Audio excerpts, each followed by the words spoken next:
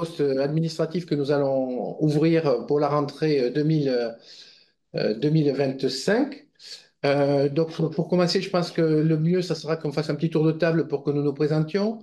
Et ensuite, nous essaierons de vous donner les informations nécessaires à votre possible futur, et on l'espère, candidature autour de ces postes administratifs. Vas-y. Donc, Virginie Chupin, je suis directrice des ressources humaines adjointe. Bonjour à tous et à toutes, c'est Cindy Roche. Moi, je suis gestionnaire au bureau du recrutement. Allez-y. Bonjour, Marie Bonnier, gestionnaire au bureau du recrutement. Et qui sera en charge du recrutement des personnels administratifs. Donc Fabienne Chartier, chef du bureau du recrutement, des voyages et des missions. Et Mathieu Asser, gestionnaire au bureau du recrutement.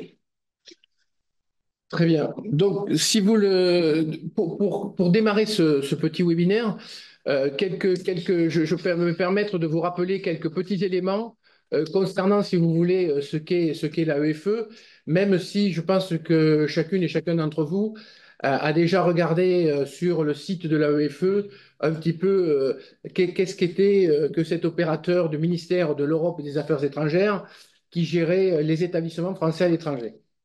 La mission première de l'Agence pour l'enseignement français à l'étranger, c'est bien la gestion des établissements scolaires dont l'objectif est de scolariser tous les élèves de nos établissements dans le monde entier.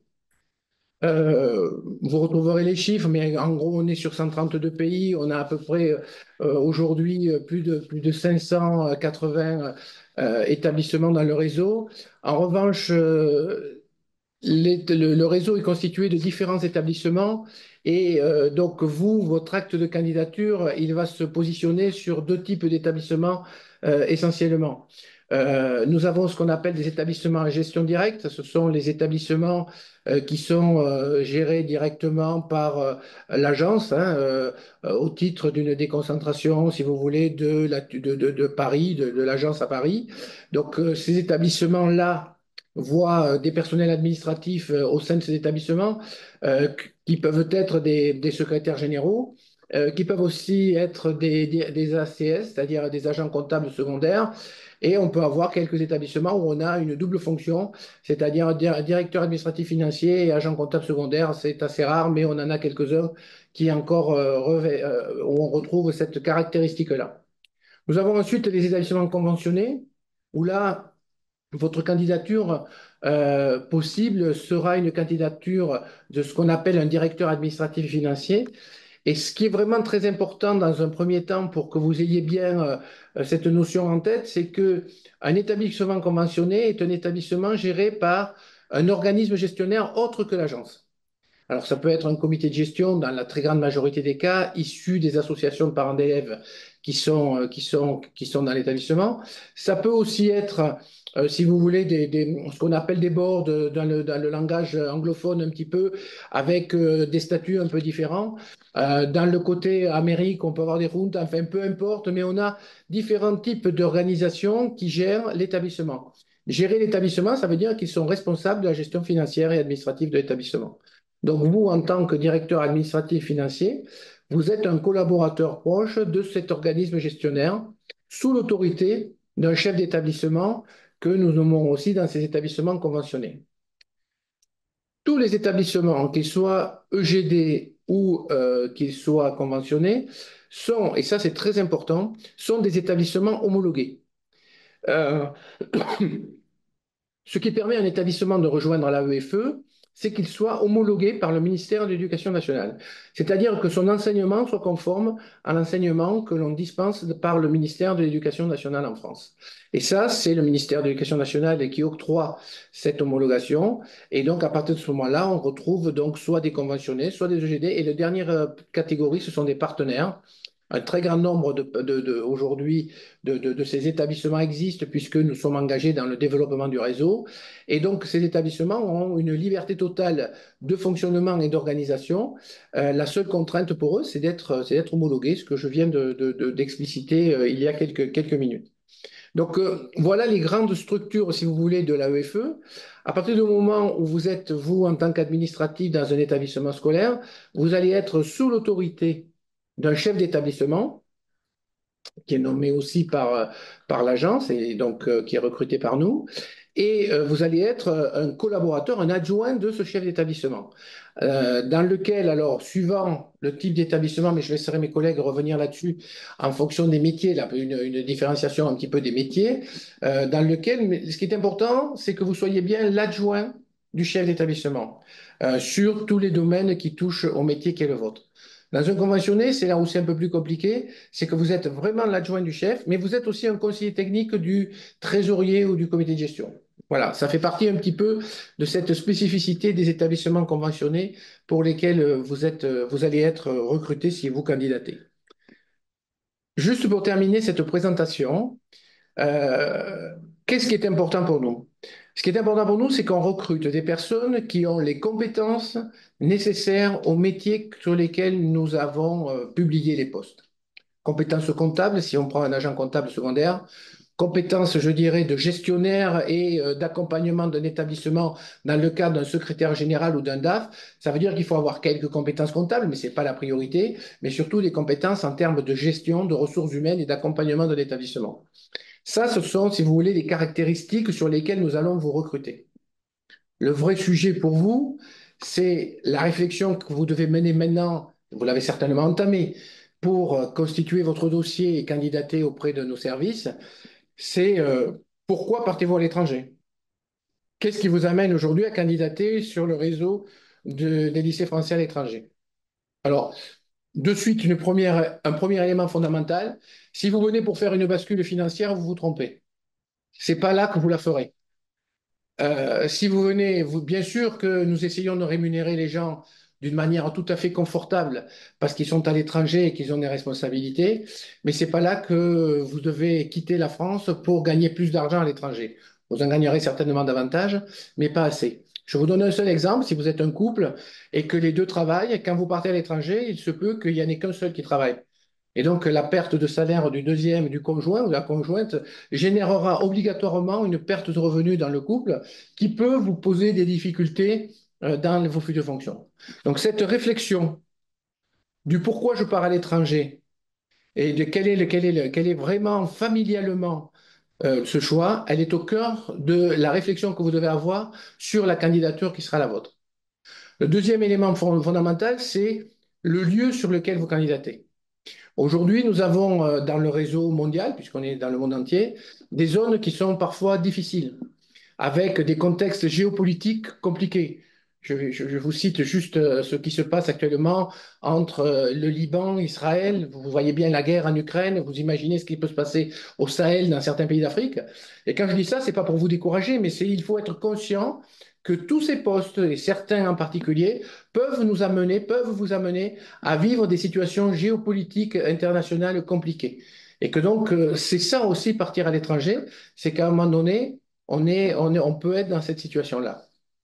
Et pour vous rassurer, ce que je peux vous dire, c'est que vous n'êtes pas seul, parce que vous êtes sous l'autorité d'un poste diplomatique, avec un chef de poste qui est l'ambassadeur de France, qui sera votre supérieur hiérarchique de tous les personnels à l'étranger, avec des services d'ambassade, et aussi avec l'AEFE, c'est-à-dire toutes les directions de l'agence, que ce soit bien sûr la direction des ressources humaines que nous représentons, mais aussi toutes les autres directions qui vous accompagneront, l'agence comptable secondaire, la direction administrative et financière, les secteurs géographiques. Vous verrez tout ça en vous documentant, vous retrouverez tout ça sur le nouveau site de l'AEFE qui est paru il y a maintenant quelques semaines et qui vous permettra de découvrir absolument la totalité de ces informations.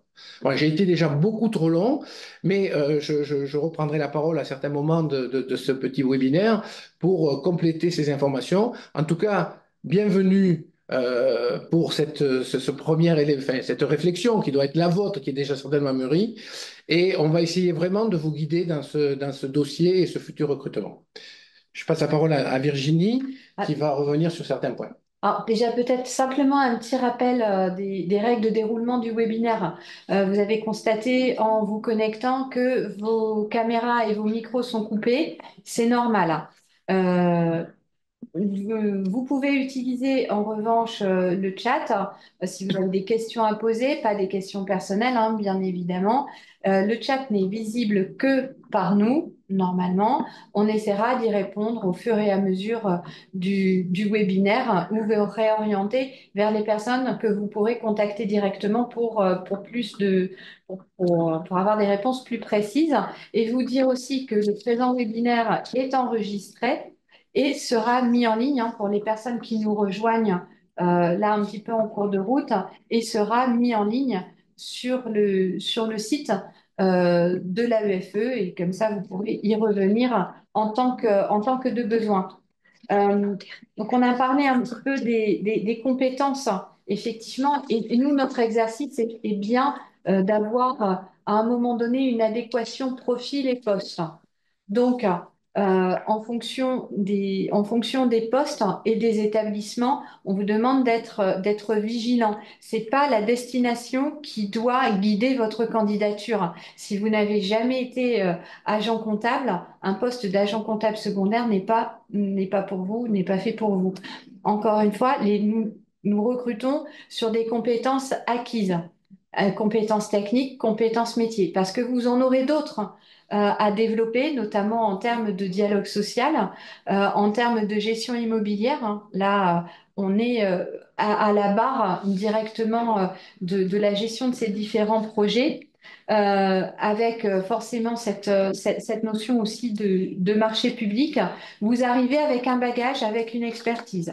Et nous vous accompagnons sur l'adaptation des compétences complémentaires, notamment, encore une fois, dialogue social, gestion des ressources humaines, non pas dans le sens management et management d'équipe, mais dans le sens négociation avec les partenaires sociaux, avec les organisations syndicales, parce que dans nos établissements, vous allez retrouver, que ce soit en conventionné ou en EGD, des personnels détachés, donc que vous serez peut-être donc d'encadrement, avec des formateurs, puisque nous avons aussi de la formation continue de nos personnels au sein du réseau à travers nos instituts régionaux de formation, des personnels détachés d'enseignement et d'éducation et sur des fonctions administratives encore pour quelques-uns. Et à côté de ces personnels qui dépendent et qui ont un contrat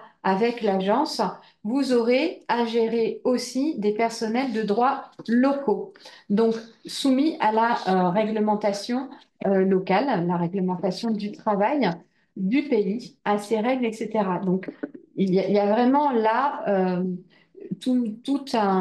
un contexte à la fois juridique, à la fois culturel, à la fois social qu'il conviendra de s'approprier. Peut-être passer sur la procédure de... Oui, on va en venir maintenant à la procédure de candidature. Donc, vous avez, j'espère, consulté le site de l'AEFE qui reprend effectivement les grandes dates, mais je vais revenir de façon chronologique sur nos différentes étapes pour, j'espère, éclairer votre candidature.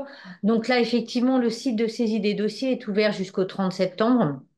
Donc, vous avez jusqu'au 30 septembre pour saisir votre dossier et donc formuler les vœux.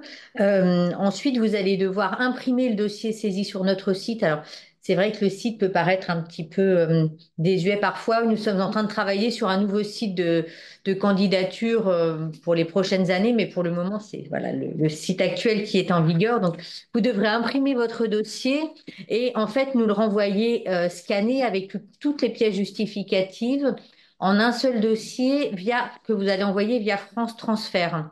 Alors, toutes les informations, elles seront à la fin du dossier. Quand vous aurez validé le dossier, il y a toutes les informations sur les modalités pratiques. Mais bon, sachez qu'il faudra constituer un seul dossier PDF organisé dans l'ordre des pièces qui est indiqué dans le dossier et nous l'envoyer avant le 4 octobre. Donc, c'est sur une adresse générique via France Transfert. Vous envoyez votre dossier pour le 4 octobre par mail. Et en parallèle, vous allez en fait remettre l'exemplaire papier du dossier à votre supérieur hiérarchique qui devra effectivement émettre un avis et le transmettre pour ceux qui sont en établissement scolaire au recteur. qui nous l'enverra après seulement la dernière page du dossier avec les avis hiérarchiques pour le 18 octobre. Donc là, vous allez perdre la main sur la transmission du dossier. Cette date du 18 octobre, effectivement, on a dû fixer cette date. Il y a toujours une certaine tolérance et vous allez recevoir un accusé-réception du dossier quand nous aurons le dossier complet. Donc effectivement, si vous n'avez pas de nouvelles de réception du dossier complet avant, je crois que c'est le 4 novembre qui est indiqué sur le dossier de candidature, ben, envoyez-nous un petit mail pour que l'on vérifie. Rapprochez-vous de vos supérieurs hiérarchiques pour savoir s'ils ont effectivement envoyé le dossier dans les temps. Donc, une fois que vous avez fait votre dossier, bah, la procédure d'étude du dossier donc au bureau du recrutement va commencer. Dans un premier temps, on va vérifier tout ce qui est prérequis administratif. Donc, vous avez pu les consulter en fait sur le site de l'AEFE. On a rappelé les principes, les règles de gestion. Donc, les principaux, c'est qu'il faut être personnel, enfin fonctionnaire de catégorie A. Il ne faut pas être en cours de détachement. Donc, ce sont vraiment les deux prérequis les plus importants. Après, il y en a d'autres en fonction des situations personnelles. Et là, on va vous envoyer un accusé réception qui vous indique, par exemple, si vous ne remplissez pas un des prérequis. Là, on est sur la phase administrative. Après, le bureau du recrutement va donc poursuivre l'étude du dossier avec notamment la recherche des compétences qui sont attendues sur les postes que vous avez pu demander. Donc, effectivement, comme l'indiquaient Virginie et Bernard, sur les postes d'agent comptable secondaire ou de DAF ACS, donc DAF et agent comptable secondaire, des postes qui sont dans des établissements en gestion directe, on va rechercher une expérience d'agent de comptable public absolument sur ce type de poste. Sur les postes de secrétaire général en EGD, donc établissement en gestion directe, l'expérience d'agent comptable n'est pas la plus importante, c'est plutôt une expérience de gestion, de dialogue social, gestion de personnel, suivi de projets immobiliers qui est recherché dans des établissements de taille quand même conséquente parce que nos établissements à l'étranger, la plupart du temps, sont des établissements avec un nombre important d'élèves. Donc, c'est vrai que sur ces postes de secrétaire général, l'importance en fait de l'établissement est regardée. Et sur les postes de DAF, donc de directeur administratif et financier dans nos établissements conventionnés, c'est plutôt effectivement la compétence budgétaire, gestion de personnel, dialogue social. Quand je dis gestion de personnel, une part importante de la gestion de personnel, c'est en fait l'élaboration des salaires et des négociations de salaires par rapport aux contrats locaux. C'est une part vraiment importante sur ces postes de conventionnés. Voilà, c'est pas tout à fait, on ne recherche pas les mêmes expériences que sur les postes d'agent comptable secondaire. Il faut être vraiment vigilant quand vous allez formuler vos vœux sur quel type de poste vous avez candidaté. Comme l'indiquait Virginie Chupin, effectivement, c'est pas la destination qui doit primer. Il faut d'abord regarder si vous avez l'expérience et les compétences requises pour ce type de poste. Peut-être répondre, là, il y a une question sur le webinaire. Pour l'instant, nous ne sommes pas sur les personnels d'encadrement IEN D1, nous sommes bien sur les personnels d'encadrement administratif. Donc, secrétaires généraux, agents comptables secondaires, DAF, DAF ACS.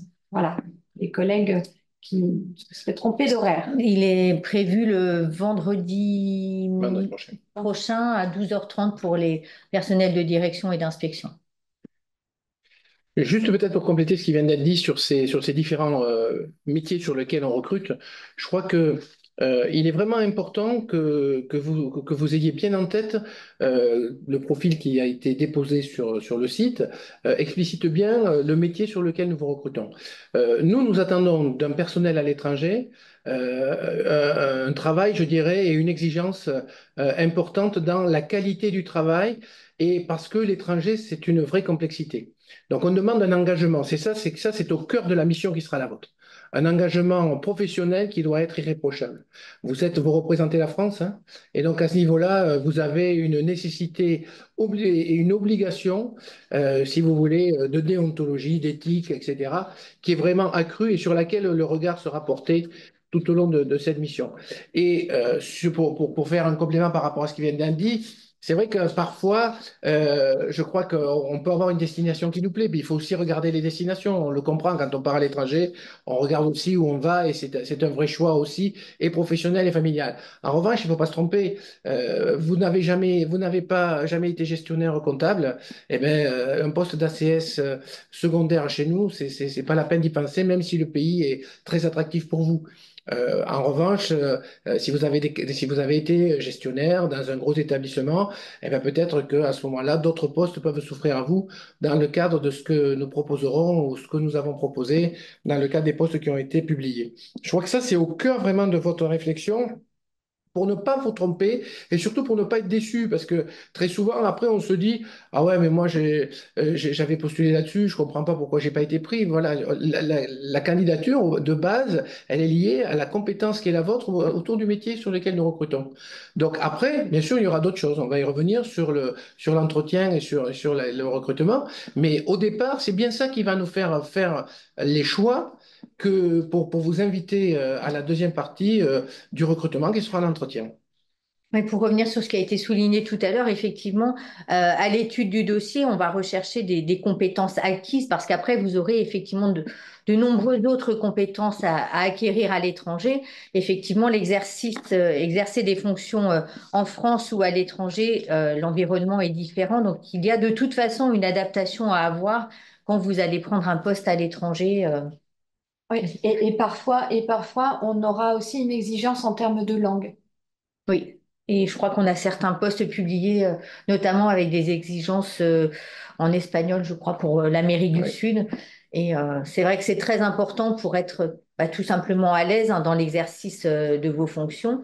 La compétence linguistique, dans la mesure où vous allez travailler avec des équipes locales qui donc parlent la langue du pays d'accueil, la compétence linguistique parfois est vraiment un critère prépondérant dans le choix d'une candidature.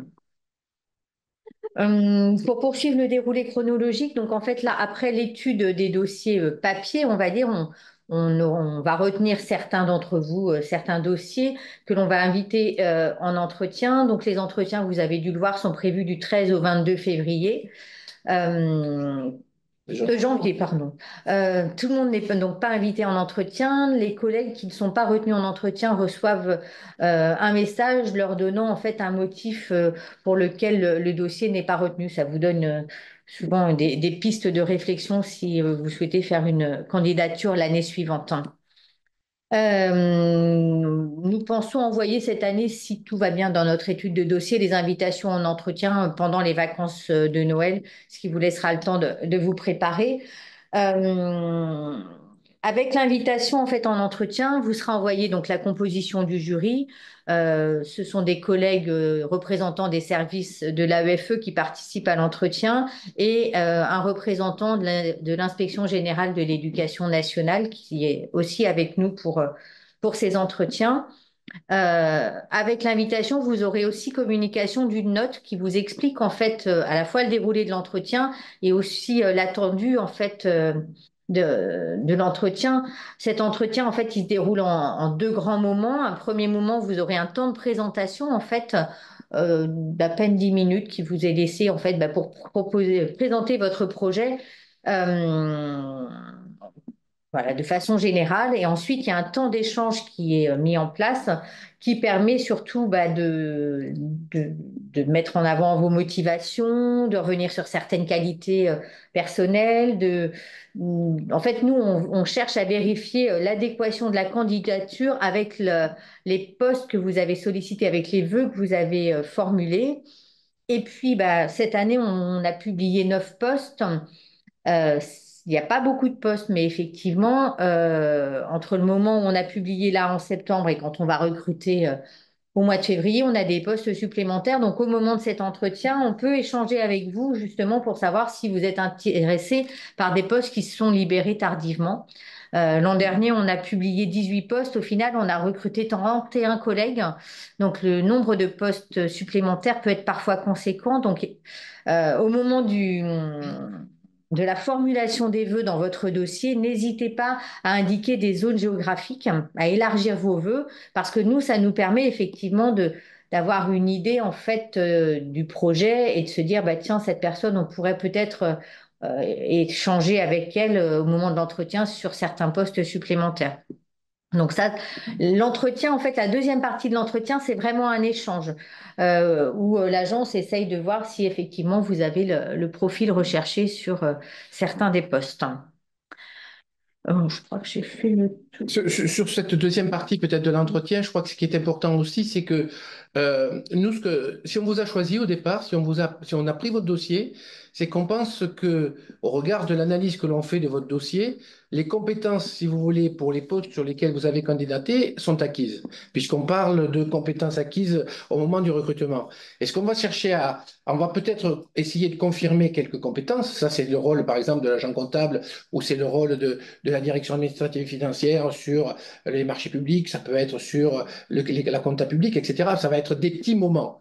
Après, ce qui va être important pour nous, et je pense à la DRH, mes collègues qui assistent aux entretiens, ça va être de déceler chez vous et la motivation et aussi le travail que vous avez effectué pour vous projeter sur ces missions qui pourraient être les vôtres à l'étranger dans le cadre des postes que vous avez choisis. Ça veut dire que simplement, si vous attendez de recevoir l'invitation au mois de janvier pour commencer à vous mettre au travail pour le 10 janvier, ça va être court. Ça veut dire que dès aujourd'hui, si vous êtes convaincu que vous voulez y aller, dès maintenant, quelle que soit l'issue de votre dossier, il faut que vous commenciez à regarder les postes, à analyser les postes, à vous renseigner, à prendre des contacts, à préparer votre entretien. Qu'est-ce que je vais mettre en avant sur les compétences qui sont les miennes? Qu'est-ce que je veux mettre en avant sur ma personnalité pour montrer que je peux convaincre les personnes en face de moi que je suis la bonne personne pour ce poste-là? Ça se prépare et on vous demande de le préparer là, d'y passer du temps. On sait très bien que vous avez tous des missions et du travail à l'heure actuelle dans vos établissements et vous en aurez tout le temps.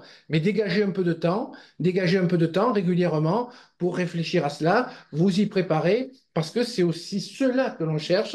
Ce qui fait la différence, c'est quelqu'un qui a préparé, qui est au fait de ce qu'il veut, et quelqu'un qui est là et qui nous dit, par exemple, j'ai pas eu le temps parce que j'ai eu que 10 jours pour me préparer.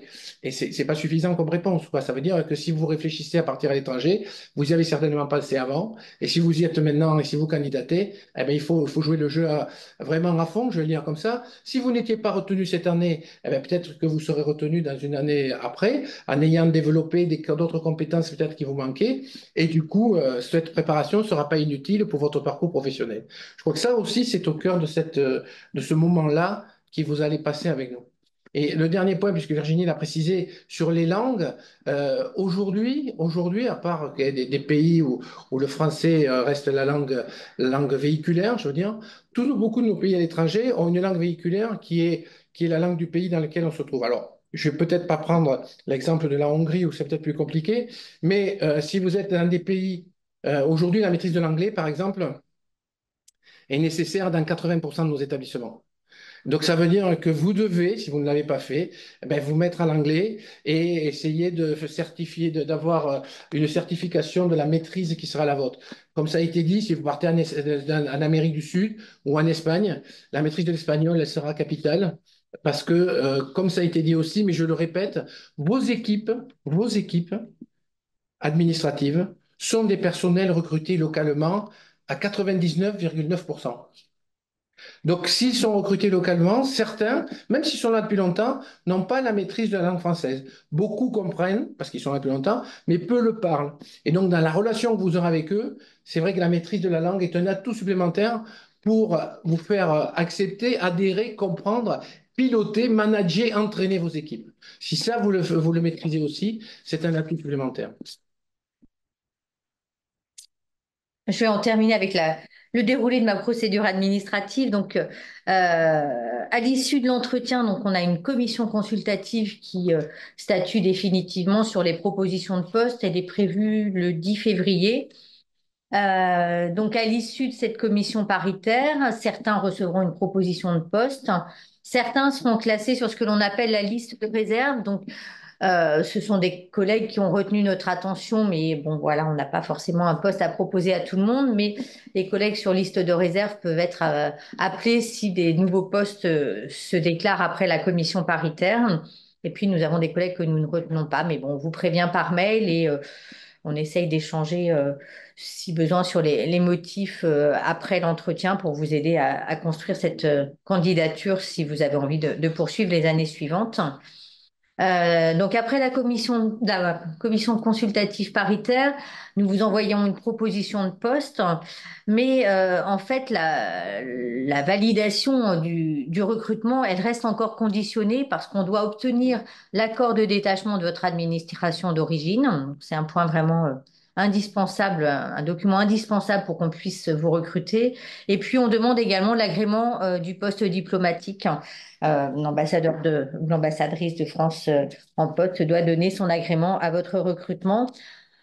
Une fois qu'on a ces deux accords, en fait, la procédure de recrutement proprement dite est terminée. Et puis, ce sont les collègues du bureau de la gestion administrative et financière qui prennent la suite pour établir le contrat et mettre en place la paye. Voilà, j'en ai terminé sur le déroulé de cette procédure.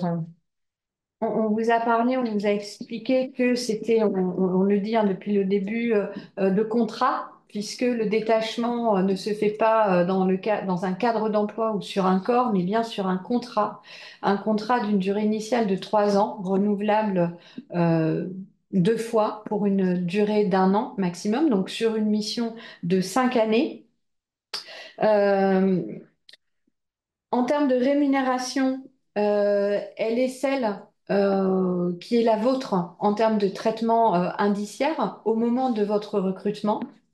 Elle est gelée, cet indice d'ailleurs est gelé sur la première période de contrat et prise en compte ensuite au moment du renouvellement. Alors, gelé en termes de rémunération perçue, en revanche, bien prise en compte en pension civile, en cotisation pension civile hein, pour la retraite.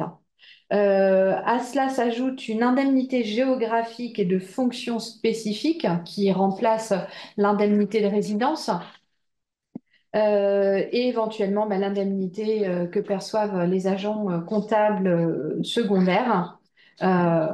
Voilà, vous avez votre carrière de fonctionnaire qui continue hein, à se dérouler au sein de votre administration d'origine et nous avons un bureau au sein de la direction des ressources humaines qui suit toutes les campagnes d'avancement, etc., auxquelles vous pouvez être amené à participer. Pareil, les campagnes en termes d'entretien annuel, d'évaluation, voilà. Que dire de plus sur le sujet que vous pouvez effectivement, en lieu et place du supplément familial de traitement, percevoir des majorations familiales qui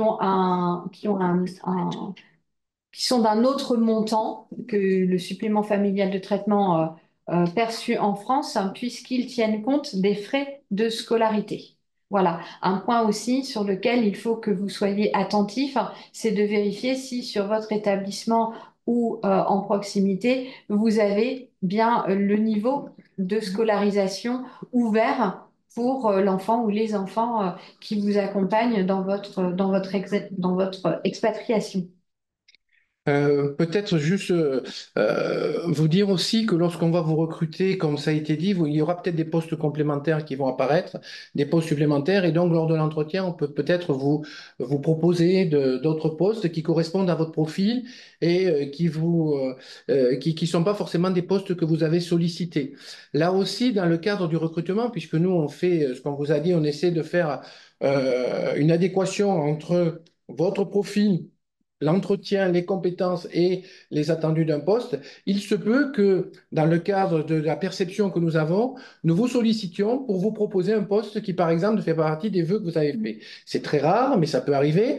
De toute façon, ça sera un échange avec vous. C'est-à-dire, on ne va pas vous imposer une destination si vous ne voulez pas y aller. En revanche, si on pense que votre profil par rapport à un nouveau poste qui vient de paraître est tout à fait le profil idoine que l'on recherche, À ce moment-là, on va vous appeler, on va échanger avec vous, on va vous proposer d'y réfléchir, de travailler avec ça, pour que vous puissiez élargir le champ des possibles au niveau des vœux que vous avez choisis sur un poste qui n'était pas ouvert à ce moment-là, mais qui sera ouvert plus tard. Mais ça se fait en dialogue. C'est-à-dire, ce qui est important aussi, c'est que nous, enfin, les collègues, nous serons en contact avec vous dans ces situations comme ça, et nous sommes bien sûr à votre disposition. Ça aussi, c'est important. Si vous avez des questions, si vous avez des interrogations. Ça, c'est aussi la manière dont nous travaillons avec tous les collègues qui postulent dans le réseau des lycées français à l'étranger.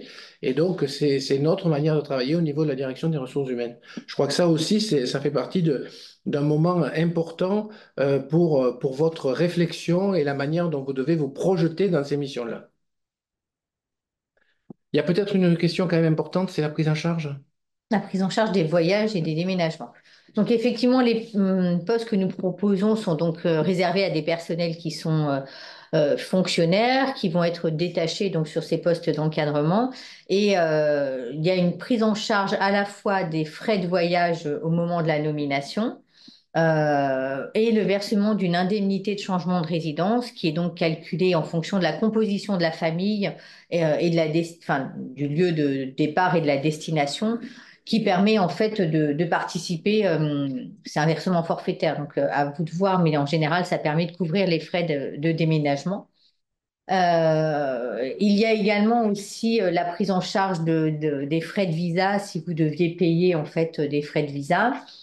Et ça, c'est une prise en charge qui est valable pour vous et pour votre famille, vos ayants droit. Et il y a aussi des voyages de congé en fait qui sont mis en place, soit au bout d'un an, 2 ans ou 3 ans, ça dépend du pays dans lequel vous prenez un poste. Et donc, c'est un voyage de congé qui est mis en place en général l'été pour vous permettre de revenir en France. Donc, c'est un aller-retour qui est pris en charge pour les congés. Et à la fin du contrat, vous avez aussi le voyage de retour qui est pris en charge, ainsi que le versement à nouveau d'une indemnité de changement de résidence. Voilà sur les prises en charge. Voilà, il me semble qu'on a essayé de vous donner, si vous voulez, la procédure la plus large, complète de ce que va être le recrutement pour enfin, les postes que nous avons ouverts sur ces postes administratifs, en reprenant un petit peu toute cette logique du recrutement.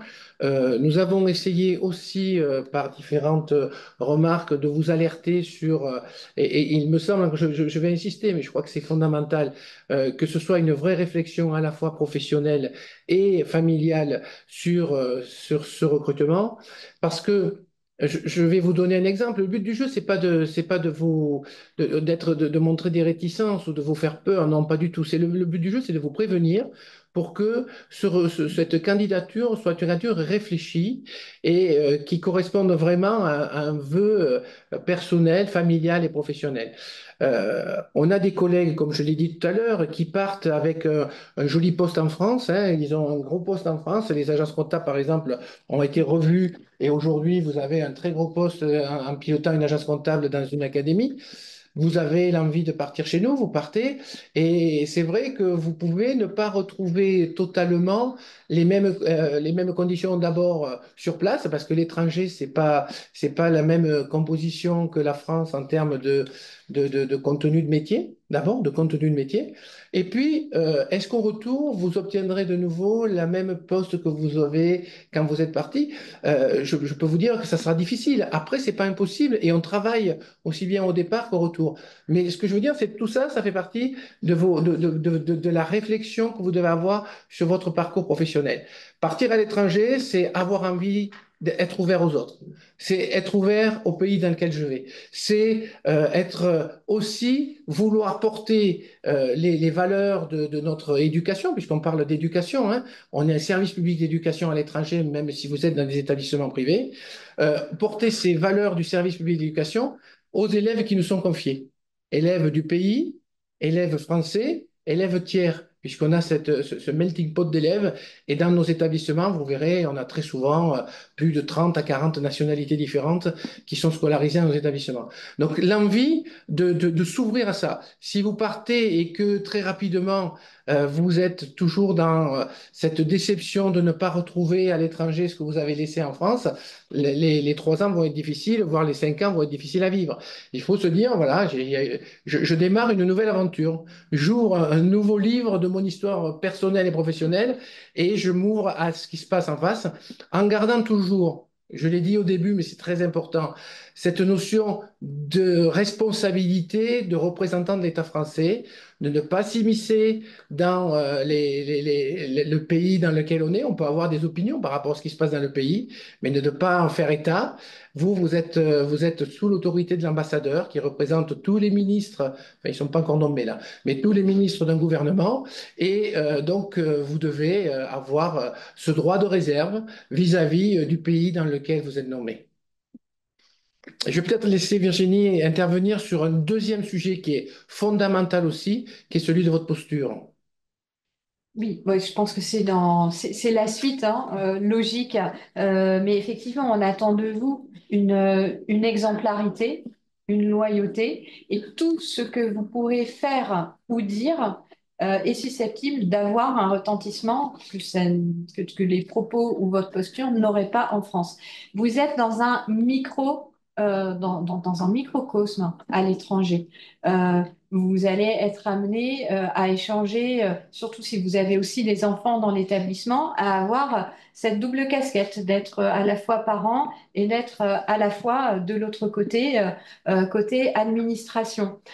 Vous ne pouvez pas, même quand vous allez faire vos courses, vous devez de tenir votre rang. Ça veut dire que c'est constamment, en fait, qu'il faut être vigilant à ce qu'on écrit sur les réseaux sociaux, à ce Très qu'on vigilant. partage, voilà, parce que ça peut partir d'une, pas forcément d'un mauvais sentiment ou autre, mais ça peut se retourner contre vous. Voilà, il y a vraiment le respect du pays dans lequel on est. Et très souvent, les problématiques, on n'en a pas souvent, hein, mais vous avez vu que comme on a des postes supplémentaires, ça veut dire que ce sont des collègues qui sont rentrés avant la fin de leur mission. Alors, rentrer avant la fin de leur mission, soit de leur fait, soit parce que c'est l'agence qui leur demande de rentrer, quelquefois sur demande du poste diplomatique, euh, parce que la posture pose problème. Et pas forcément les compétences techniques, mais bel et bien cette capacité à s'adapter et à tenir le poste et la représentation, hein, de l'État français qui est la vôtre à l'étranger. Oui, merci. Je pense que c'est un vrai sujet aussi important et fondamental.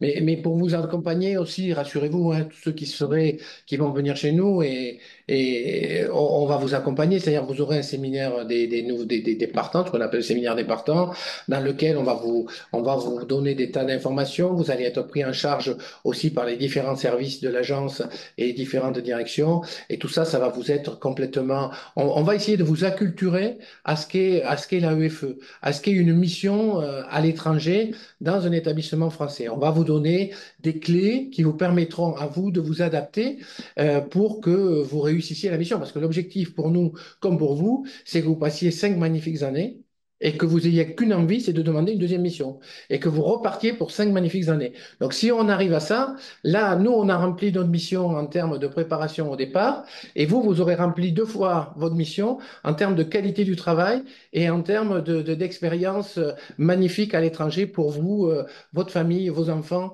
C'est vraiment un moment exceptionnel. Un moment exceptionnel que de vivre une expérience à l'étranger. C'est vraiment quelque chose qui peut bousculer, pour vos enfants, notamment si vous en avez, qui peut bousculer leur vie, parce que c'est aussi, ce que je parlais d'ouverture, pour eux aussi, c'est une sacrée ouverture. Mais ça l'est pour nous tous, hein. Ça l'est pour nous tous quand on a la chance de partir à l'étranger. Après, il faut être préparé, voilà. Il faut être préparé, et le mieux préparé possible, c'est de commencer dès maintenant à réfléchir à ce que vous voulez faire, où vous voulez aller, et vous y préparer. Il y a le site de l'agence sur lequel, qui est vraiment riche, riche, très, très riche en termes d'informations, en termes de témoignages aussi. Il y a les sites des établissements aussi, dans lesquels vous souhaiteriez postuler. Et puis ben, prendre son téléphone Bah, aussi et appeler le chef d'établissement, le poste. collègue en poste, pour savoir si la carte postale idéale que vous imaginez est bien celle-là ou pas, quels sont les attendus, et soyez honnête avec vous-même. Surtout, soyez honnête avec vous-même sur vos motivations à partir, ce que vous êtes prêt à engager en termes de travail, hein, et de charge aussi, parce que, encore une fois, il y a une adaptation, il y a ce que vous maîtrisez et ce que vous ne maîtrisez pas et qu'il faudra apprendre sur le tas assez rapidement, et ce serait vous mettre en difficulté. Je pensais aux langues. Soyez honnête vis-à-vis de vous-même. Si vous ne nous mettez pas que vous avez un espagnol C1 ou C2, si vous ne le possédez pas, parce que derrière les parents d'élèves, derrière le comité de gestion, etc., vous attendront sur des présentations professionnelles à la fois en français, mais aussi dans la langue du pays. Et là, ça peut être compliqué. Voilà, je crois qu'on a essayé de... Pardon, il y a une question Alors, ça, assez Oui, simple. on l'a précisé pendant le déroulé, effectivement, ces postes sont réservés aux seuls titulaires catégorie A de la fonction publique, hein. Les contractuels ne peuvent pas être recrutés sur les postes de détachés administratifs. Écoutez, voilà la fin de ce premier webinaire, enfin du seul pour vous, mais on va en enchaîner plusieurs sur tous les métiers sur lesquels nous recrutons. Donc, j'espère que nous avons réussi à vous donner les informations peut-être que vous attendiez. J'espère aussi que on vous a pas fait trop peur, même si j'ai été peut-être un peu répétitif sur certaines notions, mais vous savez, je suis un vieux de la vieille, et donc maman disait ou mamie disait dans l'éducation, la répétition de la notion, c'est ce qui est important. C'est pour ça que je me suis permis de rappeler plusieurs fois certaines notions, mais ça sera un grand plaisir pour nous que de vous avoir parmi des collègues à l'étranger. Et donc, je vous souhaite une belle année scolaire dans votre établissement, dans lequel, je pense, vous ne manquez pas de travail. N'oubliez pas de vous préparer. Et puis, avec mes collègues, on vous dit à très bientôt dans le réseau des lycées français à l'étranger. Merci à tous. Merci. merci.